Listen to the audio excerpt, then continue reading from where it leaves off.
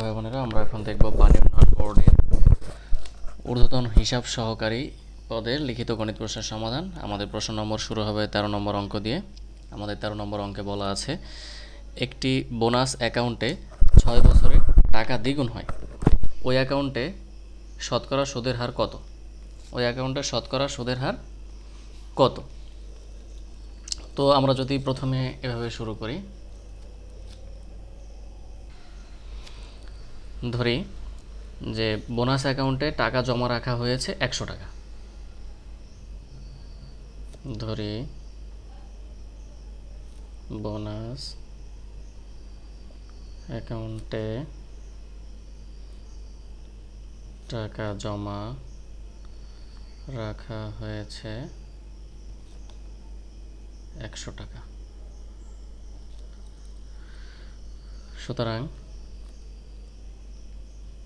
6 বছরে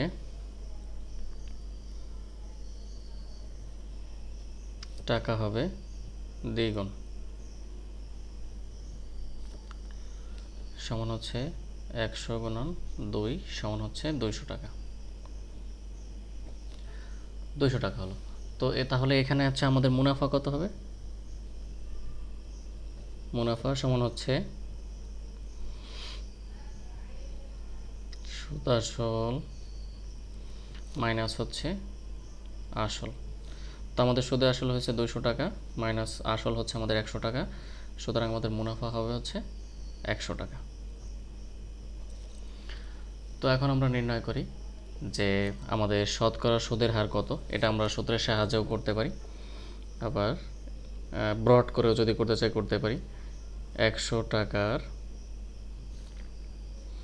6 বছরের মুনাফা বা সুদ। এখানে যেহেতু সুদ কথাটা আছে, আমরা সুদ লিখি। সুদ হচ্ছে 100 টাকা।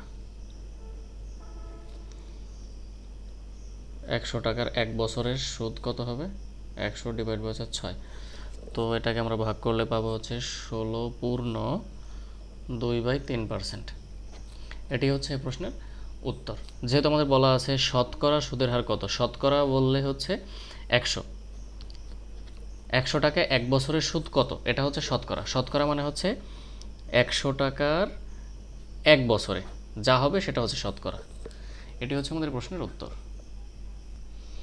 আমাদের দ্বিতীয় প্রশ্ন, প্রশ্ন নম্বর 14 নম্বর প্রশ্নে বলা আছে, অমিত 15% হার চক্রবৃদ্ধি সুদে কিছু টাকা ব্যাংকে জমা রাখল।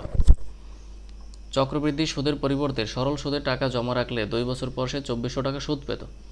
2 বছর পর সে সর্বমোট কত টাকা পেয়েছিল? 2 বছর পর সে সর্বমোট কত টাকা পেয়েছিল? তো আপনারা এখানে দুইটা বিষয় খেয়াল করবেন। একটা হচ্ছে সে হচ্ছে 15% হারে চক্রবৃদ্ধি সুদে কিছু টাকা ব্যাংকে জমা রাখছে। আচ্ছা, আরেকটা ব্যাপার হচ্ছে চক্রবৃদ্ধি সুদের পরিবর্তে সে যদি সরল সুদে টাকা জমা রাখতো, সরল সুদে টাকা জমা রাখলে 2 বছর পরে সে হচ্ছে 2400 টাকা সুদ পেত। তো এখানে হচ্ছে সরল সুদের এই ব্যাপারটা দেওয়া হয়েছে জাস্ট মূলধনটা বের করার জন্য। তো আমরা শুরু করি। আমরা লিখতে পারি, আমরা জানি আই সমান হচ্ছে PRN। এখানে আই সমান হচ্ছে 2400 টাকা,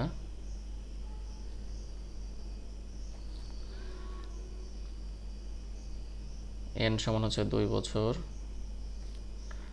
পি সমান হচ্ছে বা মূলধন সমান হচ্ছে পি। এভাবে আমরা লিখি।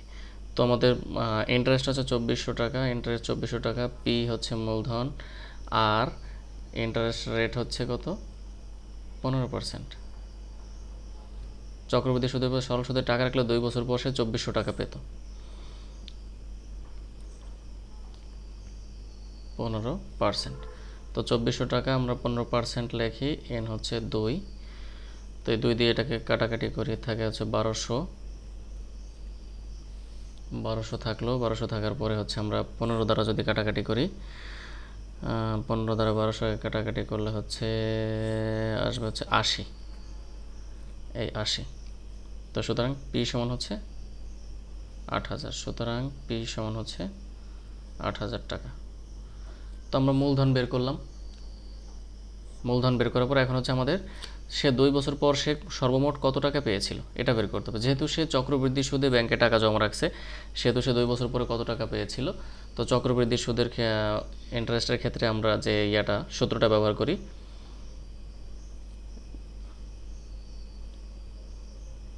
আমরা জানি সি সমান P into 1 plus I to the power N. তো সি হচ্ছে 8,000 টাকা, 1 প্লাস ইন্টারেস্ট রেট হচ্ছে কত 15%, আর বছর হচ্ছে 2টা। সে 2 বছর পর কত টাকা পাবে? 800 গুণন হচ্ছে একের সাথে এটা যদি যোগ করি,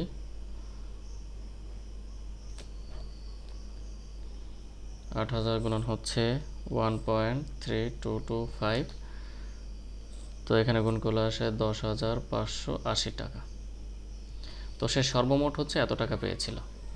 এটি হচ্ছে আমাদের এই প্রশ্নের উত্তর। ধন্যবাদ বন্ধুরা। আমাদের প্রশ্নের ম্যাথের সলিউশনগুলো যদি আপনাদের ভালো লাগে অবশ্যই আমাদের চ্যানেলটাকে সাবস্ক্রাইব করবেন এবং আমাদের সঙ্গেই থাকবেন। ধন্যবাদ।